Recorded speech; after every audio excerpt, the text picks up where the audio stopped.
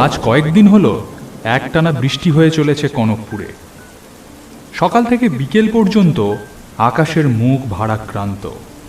কনকপুর একটি ছোট্ট গ্রাম। গ্রামটি ছোট হলেও তার মধ্যে একটা পরিপূর্ণতার ছাপ সর্বক্ষণ দেখা যেত। মাঠ ভরা ফসল, গোলা ভরা ধান, পুকুর, নদী, স্কুল, গ্রামের ছোট ডাক্তারখানা, সব কিছুই যেন রয়েছে এখানে। গ্রামের লোক দিন আনা দিন খায়, কিন্তু তাদের মনে বিশেষ দুঃখ, জ্বালা, যন্ত্রণা ছিল না। তারা একরকম সুখেই বাস করছিল এই ক্ষুদ্র গ্রামটিতে। ছোট ছোট খড়ের চালাওয়ালা কুঁড়ে ঘর দেখলে মনে হয় গ্রামটি যেন হাতে আঁকা জল রঙের একটি ছবি, এতই সুন্দর তার রূপ। এই গ্রামে মধু বলে একটা লোক বাস করত। মধু বড় ভালো মানুষ ছিল। তার ধর্ম, কর্তব্য, জ্ঞান দেখে গ্রামের লোক তাকে খুব ভালোবাসত। কনকপুর গাঁয়ে একটি ছোট্ট বাজার ছিল। সেখানেই মধুর একটা দোকান ছিল, চাল, ডাল, তেল, মশলার। প্রতিদিন সকালে উঠে সে দোকানে যেত আর সন্ধ্যের পর ফিরে আসতো। এমন করে দোকান, স্ত্রী, সংসার সব মিলিয়ে সুখেই দিন কাটছিল মধুর। আজ সকালবেলা মধু উঠে দেখল বিগত কয়েকদিনের মতো একইভাবে অঝোর নয়নে বৃষ্টি হয়ে চলেছে। ঝিমঝিম করে একটানা বৃষ্টি হতে হতে বৃষ্টির শব্দ যেন একটা বাদ্যযন্ত্রের মতো শোনাচ্ছে। কখনো যেন তার সুরের ঝংকার বেড়ে উঠছে, আবার কখনো খুব মৃদু সুরে এক নাগাড়ে বেজে চলেছে। খুব মাঝে মাঝে বিদ্যুৎ চমকাচ্ছে, তার সাথে শোনা যাচ্ছে হালকা মেঘের গুড়গুড় শব্দ। কালচে মেঘ সূর্য ঢেকে রেখেছে, তার ফলে চারিদিক দিনের বেলাতেও নিঝুম হয়ে আছে। মধু সকালে জল খাবার শেষ করে ঘরের বারান্দায় দাঁড়িয়ে বৃষ্টি দেখছিল, আর হাতে গরম চায়ের গ্লাসে অল্প অল্প চুমুক দিচ্ছিল। শরীরটা একটু গরম করে নেওয়া প্রয়োজন। আবার এক্ষুনি তাকে দোকানের উদ্দেশ্যে বেরোতে হবে এই বৃষ্টির মধ্যে। সকালে বাজার থেকে ফেরার সময় মধু ভেবেছিল, আজ দোকান কি খুলবে, যা বৃষ্টি লেগেছে। তারপর ভাবল, না যাই, যদি 2 পয়সা হয়। চা শেষ করেছে এমন সময় গিন্নি এসে বলল, আজ দোকান থেকে ফিরলে তোমার জন্য কি রান্না করে রাখবো? দেখলে না, বাজার থেকে ইলিশ নিয়ে এসেছি। এই বর্ষার ওয়েদারে ইলিশ জমে যাবে, বুঝলে? তা এনেছো, কিন্তু সেটা কি সর্ষে দিয়ে রাখবো না বেগুন আলু দিয়ে ঝোল করবো? আরে না না, ওসব চলবে না। ইলিশ মাছটা দেখেই মনে হচ্ছিল খিচুড়ি দিয়ে ইলিশ মাছ ভাজা একেবারে জমে যাবে। তুমি বরং তাই করো, খিচুড়ি আর ইলিশ মাছ ভাজা। এই বৃষ্টির ওয়েদারে সঠিক আয়োজন। আর 2-3 দিন ধরে যা বৃষ্টি লেগেছে, খিচুড়ি না খেলে যে বৃষ্টির অপমান হবে। তুমি খিচুড়ি রাঁধো, দোকান থেকে ফিরে জমিয়ে খাবো। এই বলে মধু আর দেরি না করে দোকানের উদ্দেশ্যে বেরিয়ে পড়ল, ছাতা মাথায়। লাল কাঁকড় বিছানো মাটির ওপর দিয়ে হেঁটে যাচ্ছিল মধু। কিছু কিছু জায়গায় মাটি ভিজে কাদা সৃষ্টি হয়েছে, আবার কিছু কিছু জায়গায় জল জমে জমে রাস্তার মাঝখানে ছোট ছোট পুকুরের সৃষ্টি করেছে। এই সব কিছুকে নানান কৌশলে পার করে চলেছে মধু। গাছের মাথার সবুজ রঙও কালচে মেঘের কাছে ফিকে দেখাচ্ছে। বৃষ্টির কারণেই সম্ভবত রাস্তায় লোকজন একটু কম। পুকুর, নদী, নালার পাশ দিয়ে যাওয়ার সময় নানান রকম মাছ জলে লাফিয়ে পড়ছে, প্রায় তাদের শব্দ শোনা যাচ্ছে। চারিদিক হঠাৎ করে দেখলে মনে হয় আকাশ থেকে কোনো কালো ছায়া পৃথিবীতে নেমে এসেছে। পৃথিবীকে আচ্ছন্ন করে রেখেছে সেই ছায়া। হাঁটতে হাঁটতে মধু ভাবছিল, সত্যি তার গিন্নিটি বড় ভালো। না তো তার খাওয়া দাওয়া নিয়ে একটু বায়না আছে, মানে এক কথায় সে ভোজন রসিক। যখন তখন নানান রকম মাছ নিয়ে এসে হাজির করে মধু। সেগুলো কাটতে, রান্না করতে বেশ সময় গেলেও তার গিন্নি কখনো তার উপর রেগে যায় না। এই আর 10টা বাড়ির মতো এত মাছ তুমি কেন এনেছো, কে কাটবে, এই নিয়ে ঝগড়া করে না। আর 10টা ঘরের কথা সে তো বাজার হাটে শোনে, তাদের সংসারের একটু বেশি মাছ, একটু বেশি সবজি কেনা নিয়ে রীতিমতো ঝগড়া লেগে যায়। এই যেমন আজকের কথাই ধরা যাক, আজ যে সে ইলিশ মাছটি নিয়ে এলো, তার বউ বলতেই পারত এত বৃষ্টির মধ্যে কেই বা কাটবে, আবার কেই বা পুকুর ঘাটে ধুইতে যাবে, এই বৃষ্টির মধ্যে তার থেকে সাদামাটা কিছু খেয়ে নাও। কিন্তু মধু জানে তার স্ত্রী তাকে ভালোবাসে, সে যা খেতে চায় তাকে সবটাই করে খাওয়ানোর চেষ্টা করে, এবং মধুও তাকে ভালোবাসে। বিয়ের এত বছর পরেও সন্তান না হওয়ায় তাদের এই ভালোবাসা কিছুমাত্র কমে যায়নি।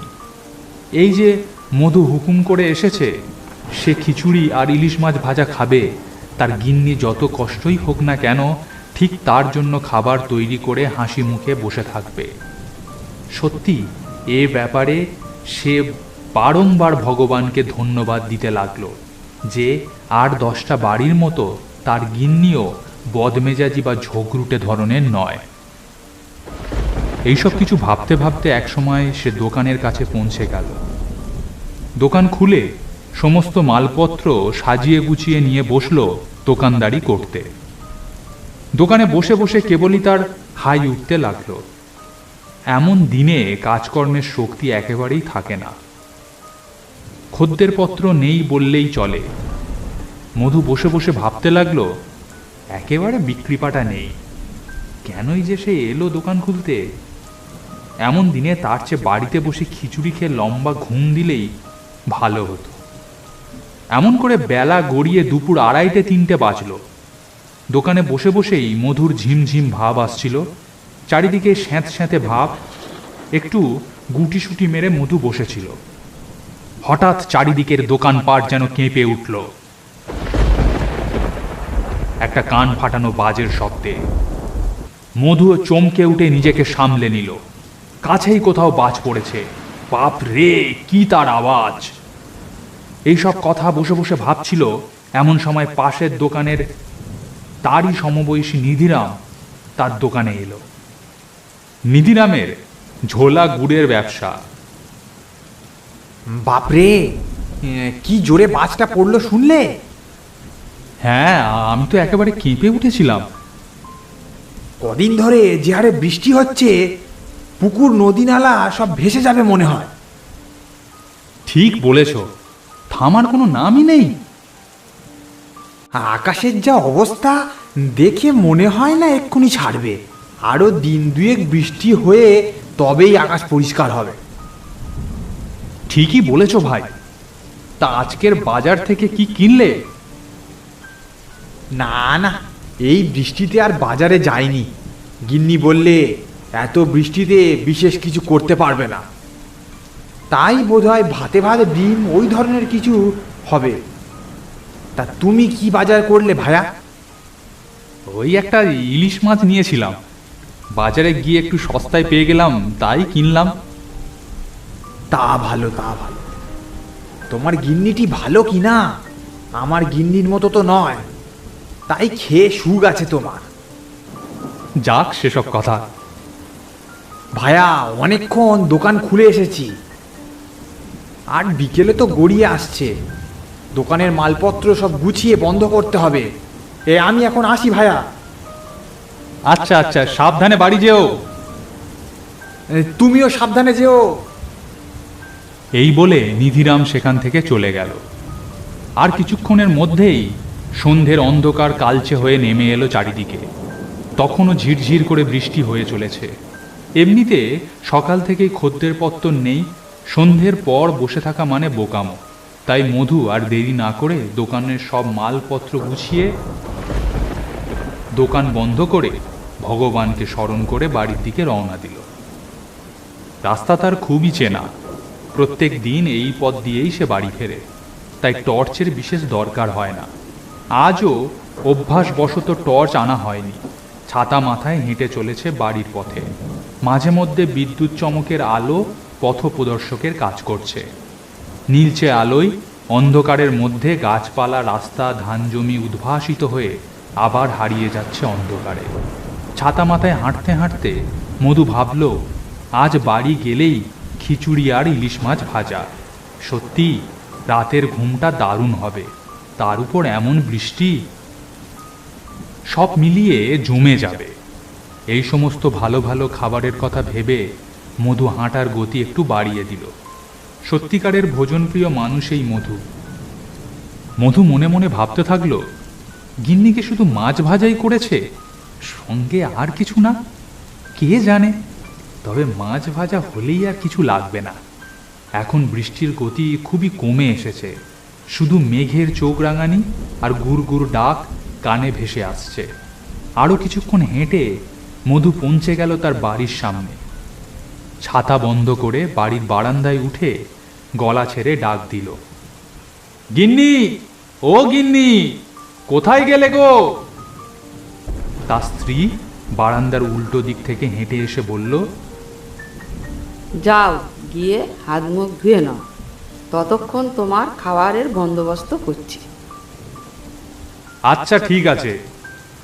এই বলে মধু সেখান থেকে চলে গেল এবং হাত পা ধুয়ে আবার কিছুক্ষণের মধ্যেই ফিরে এলো। ফিরে এসে বারান্দায় দাঁড়াতে সে অবাক হয়ে দেখল, মাটিতে আসন পেতে গিন্নি তার জন্য খাবার সাজিয়েছে। থালা ভর্তি খিচুড়ি, মাছ ভাজা, বেগুন ভাজা, আলু ভাজা, পটল ভাজা, পাঁপড় ভাজা, চিংড়ি দিয়ে পুঁই শাকের চচ্চড়ি। এই সব কিছু মধু প্রাণ ভরে দেখল। তারপর আসনে বসে, বাবা, এত সব রান্না করেছো আমার জন্য? তোমাকে যে কথা দিয়েছিলাম, আর আজ পর্যন্ত কথা দিয়ে কথা রাখিনি, এমন কখনো কি হয়েছে? তা কখনো হয়নি। আমি যা বলি তুমি তা মন প্রাণ দিয়ে চেষ্টা করো। আজও আমি মন আর প্রাণ দুটো দিয়েই চেষ্টা করেছি। মানে? কিছু নয়, খুব ভালো করে চেষ্টা করেছি রান্না করা। মধুর গিন্নির কথা কেমন অদ্ভুত মনে হলেও সামনে এত ভালো ভালো খাবার দেখে সেসব কথা তার আর মাথায় এলো না। খাবারের উপর চোখ বুলিয়ে মধু একটা প্রশ্ন করল, পুঁই শাক পেলে কোথায়? পেছনের বাগানে হয়েছিল। এখন তুমি খাও, ঠান্ডা হয়ে যাবে। সত্যি তোমার কোনো তুলনা নেই। খিচুড়ির সাথে সব জমজমাটি পদ বানিয়েছ। খিচুড়িটা মুখে দিয়েই সে বুঝল, সত্যি গিন্নির হাত যেন মা অন্নপূর্ণার হাত। ইলিশ মাছটাও তোফা লাগছে এর সাথে। চিংড়ি দিয়ে পুঁই শাকের চচ্চড়িকে ভালো না বলে উপায় নেই, এক কথায় অসাধারণ। বাদবাকি সব রকম ভাজাগুলোও চমৎকার লাগছে খিচুড়ির সাথে খেতে। হাপুস হুপুস করে গরম এক থালা খিচুড়ি কখন শেষ হয়ে গেল। খিচুড়ি শেষ করে মাটিতে রাখা জল ভর্তি গ্লাস তুলে নিয়ে ঢক ঢক করে জল খেলো মধু। গ্লাস নামিয়ে রাখতেই একটা নিদারুণ পরিতৃপ্তির ঢেঁকুর উঠল। সত্যি গিন্নি, দারুণ হয়েছে খিচুড়িটা, আর বাদ বাকি সবই খুব ভালো। পুঁই শাকের চচ্চড়ির তো তুলনাই নেই। সব মিলিয়ে খাবার দাবারে তোমাকে আমি 10-এ 10 দিলাম। খাওয়া দাওয়া করতে করতে বেশ খানিকটা রাত হয়ে গিয়েছিল। আমি মুখ ধুয়ে শুতে গেলাম, বড় ঘুম পাচ্ছে। তুমি আর বেশি দেরি করো না, রাত তো অনেক হলো, খাটাখাটনিও হয়েছে সারাদিন তোমার। এবার খেয়ে দে ঘুমাবে এসো। আমি তো এখন থেকে অনন্তকাল ঘুমোবো। মানে? মানে যা বৃষ্টি হচ্ছে, বিছানায় শুলেই দু চোখে ঘুম নেমে আসবে। আমি গিয়ে মুখ ধুয়ে নিই, এই বলে মধু সেখান থেকে উঠে গেল। তারপর ঘরে গিয়ে বিছানায় লম্বা হয়ে শুয়ে পড়ল। ঘরে একটা হ্যারিকেন জ্বলছে খুব মিটমিট করে। শুয়ে শুয়ে একা একা ভাবতে লাগলো, আজ দিনটা কেমন কাটলো, কি দারুণ দারুণ খাবার খেলাম। এসব ভাবতে ভাবতেই কখন যেন মধুর দু চোখে ঘুম নেমে এলো। বেশ অনেকক্ষণ ঘুমিয়েছিল মধু, তখন রাত গভীর হবে। হঠাৎ একটা বজ্রপাতের শব্দে মধুর ঘুমটা একটু ভেঙে গিয়েছিল। চোখ খুলেই প্রথমে যে শব্দটা কানে এলো সেটা বৃষ্টির শব্দ। এক নাগাড়ে বৃষ্টি হয়ে চলেছে, ঝমঝম করে। তারপর বিছানার পাশে হাত দিয়ে বুঝল সেখানে গিন্নি নেই। কিন্তু এত রাতে গিন্নি গেল কোথায়? অন্যদিন তো মধু খেয়ে চলে আসার পরেই কিছুক্ষণের মধ্যে তার গিন্নি এসে শুয়ে পড়ে। তবে হয়তো বাইরে গিয়েছে কোনো দরকারে। এসব ভাবতে ভাবতে মধু কিছুক্ষণ বিছানায় শুয়ে অপেক্ষা করল, ঘুম জড়ানো চোখে। তারপরও যখন গিন্নি ফিরল না, তখন মধু ঘুম জড়ানো চোখে বিছানায় উঠে বসল। বসে বসে ভাবতে লাগলো, তবে কি গিন্নি এখনো খাওয়া দাওয়া করেনি? কিন্তু রাত, আন্দাজ তো এখন অনেক, এতক্ষণ না খেয়ে থাকবে? এমন সময় বাইরে আবার আকাশের গুরুগুর ডাক শোনা গেল। এরপরই মধুর কানে একটা অদ্ভুত শব্দ ভেসে এলো। ঘরের মধ্যে কার যেন নিঃশ্বাস প্রশ্বাস পড়ছে জোরে জোরে। হ্যারিকেনের আলোটা এতটাই কমানো যে ঘরের মধ্যে আঁধার যেন আরো ঘন হয়ে উঠেছে। নিঃশ্বাস প্রশ্বাসের আওয়াজটার শব্দ অনুসরণ করে এদিক ওদিক দেখতে শুরু করলো মধু। হঠাৎ একটা জিনিস দেখে মধুর শরীরে শিহরণ খেলে গেল। শরীরের লোমকূপগুলো ভয়ে খাঁড়া হয়ে উঠল। অবাক বিস্ফারিত চোখে মধু দেখল তার ঘরে রাখা টিনের আলমারির উপরে একটি মূর্তি বসে আছে। তার চোখ দুটো অন্ধকারের মধ্যে আগুনের ভাঁটার মতো ধকধক করে জ্বলছে। মূর্তিটির পরনে শাড়ি, তার পা দুটো অনেক লম্বা হয়ে মেঝের কাছ পর্যন্ত ঝুলছে।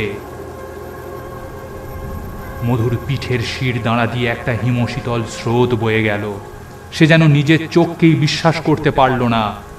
চোখের সমস্ত জ্যোতি দিয়ে অন্ধকারকে ঠেলে দেখবার চেষ্টা করতে লাগলো। তারপরই অস্ফুটে মধুর মুখ থেকে কিছু কথা বেরিয়ে এলো।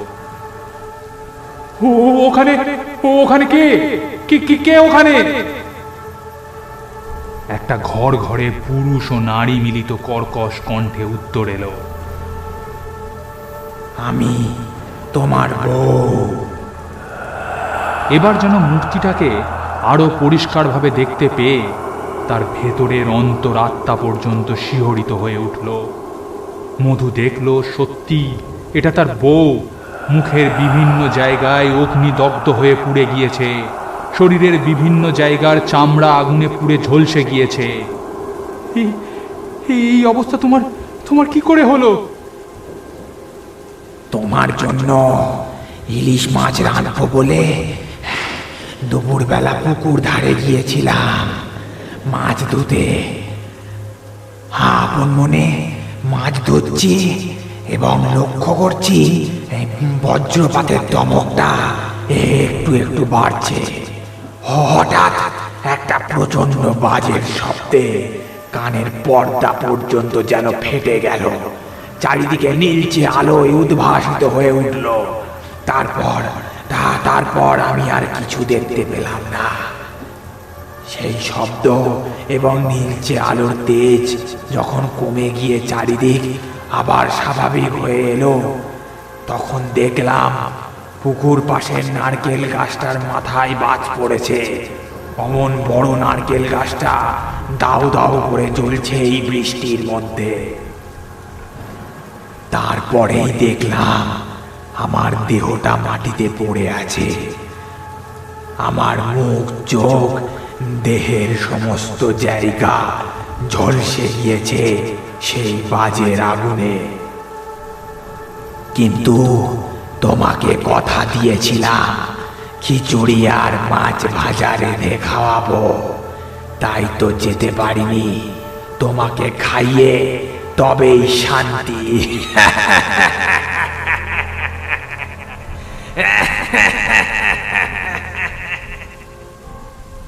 পুকুর ধারে গিয়ে দেখবে, ওখানে আমার দেহটা পাবে। আর একটু খিচুড়ি তোমার জন্য রাখা আছে, কালকের খেয়ে নিও।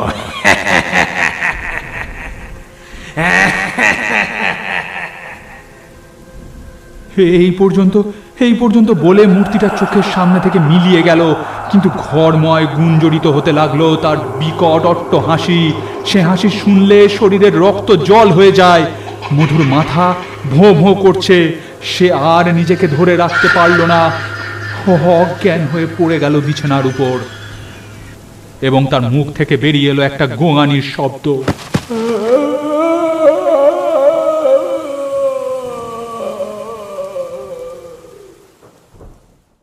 পরদিন সকালে বৃষ্টি কেটে গিয়ে ভোরের প্রথম আলো ফুটল।